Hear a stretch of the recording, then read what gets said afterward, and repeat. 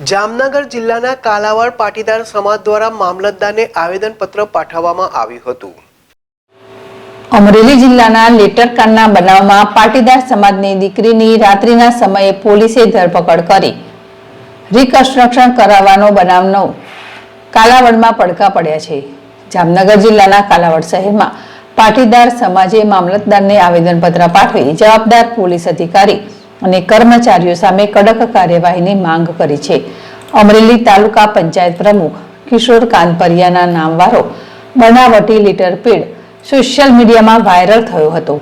આ મામલે કિશોર કાનપરિયાએ નોંધાવેલી પોલીસ ફરિયાદ બાદ પૂર્વ ભાજપ હોદ્દેદાર મનીષ વગાસિયા સહિત 4 લોકોની ધરપકડ કરવામાં આવી હતી, જેમાં પાટીદાર સમાજની એક યુવતીએ પણ સમાવેશ થાય છે।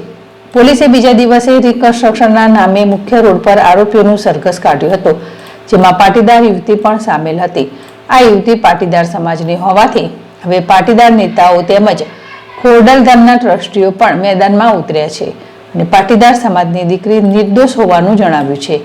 ત્યારે આ બનાવના વિરોધમાં જામનગર જિલ્લાના કાલાવડ શહેરમાં પાટીદાર સમાજ દ્વારા મામલતદારને આવેદનપત્ર પાઠવ્યું હતું અને આ બનાવમાં જવાબદાર દોષિત પોલીસ અધિકારી અને કર્મચારીઓ સામે કડક કાર્યવાહી કરવાની માંગ કરી હતી।